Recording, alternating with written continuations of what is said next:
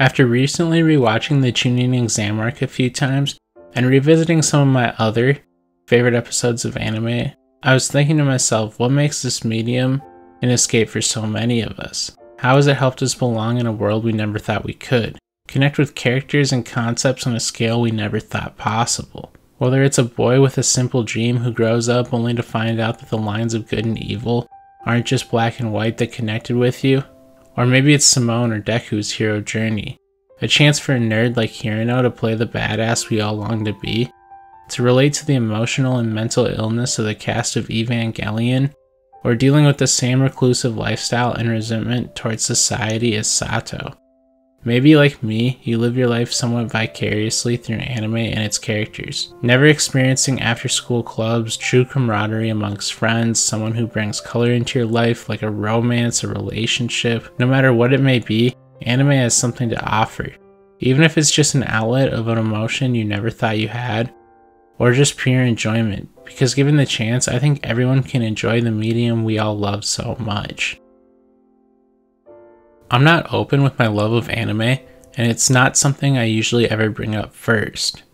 I used to be embarrassed, building up my walls to block out society, and then escaping to my own space that's always changing and expanding at an accelerating rate. But it's not just the characters and shows that I relate to. Anime itself isn't even always the escape, but the community in general gave me a plethora of people I can relate to. And like Geek said in his video, the greatest thing anime has ever done, all we really want as humans is to connect, for someone who understands us. And that's exactly what I found in this community, a place to belong. I can't quite put my finger on it, but having a medium that describes your ideals, your passions, your cumulative emotions and feelings you can never describe, depicting your struggle and shaping your path, and accurately executing the person you one day want to be is nothing short of amazing.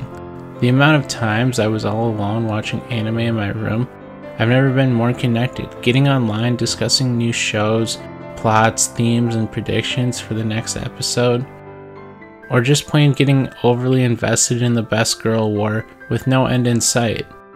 But the more I frequented these communities, online forums, and message boards, it's not just the shows and the cultures I got to know, but the people themselves, who share the same love and passion for anime as I do.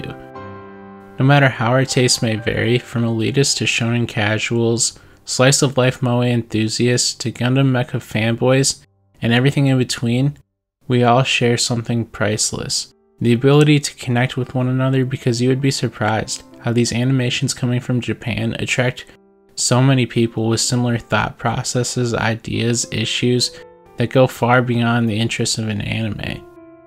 Its appeal attracts a certain kind of person that would be impossible to summarize into words, but in order for us to enjoy anime, which always seems to have less idealized ending and more real and raw feeling in its emotion and is more thought-provoking than its Western counterpart, we all have to be a little bit open-minded, real, or even a little weird. It's hard for me to explain, but after leaving all my friends at school and being heavily isolated, drowning in a sea of self-doubt and loathing, as I was sitting on my couch in my mother's basement watching late-night TV, the anime block came on Toonami. As I watched, I was encapsulated by stories of underdogs, relating them to myself and understanding the turmoil in the characters' lives, and relating to these animated people on TV more than I ever have with anyone in real life. When I was first diving into the medium is when it really hit me. Watching Sato try to take control of his life again and find people he can confide in gave me hope for the future, the extra push I needed to get out of the desperate downward spiral. From there on, it's always been with me, a part of me, and at the end of the day, anime has done something great for me. Something I can never put into words. Something where if I did, it would simply be a crime. I've been able to escape, feel, and change through anime, and it's been with me through some of the hardest, loneliest times of my life, along with some of the happiest. If I'm unable to describe a mood, I can find an anime that embodies that mood that I don't have words for. From Asuka's mental breakdown to the separation of friends or the death of a family member, we can laugh at the tropes and cliches But what other medium is so conscious of itself, so self-aware that it continually ridicules itself, so appreciative of the culture that it invests and contributes to it? I mean, where else are you going to find this kind of world building, character development, and variety from mechs and space sagas to action-packed shonens, magical girl shows that continually break the norm, and shows that make storytelling and playing shogi look like the most interesting thing?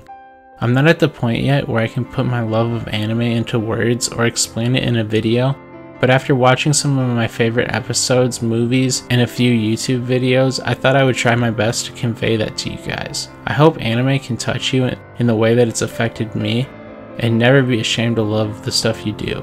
I hope you enjoyed this video, and I'll see you in the next one.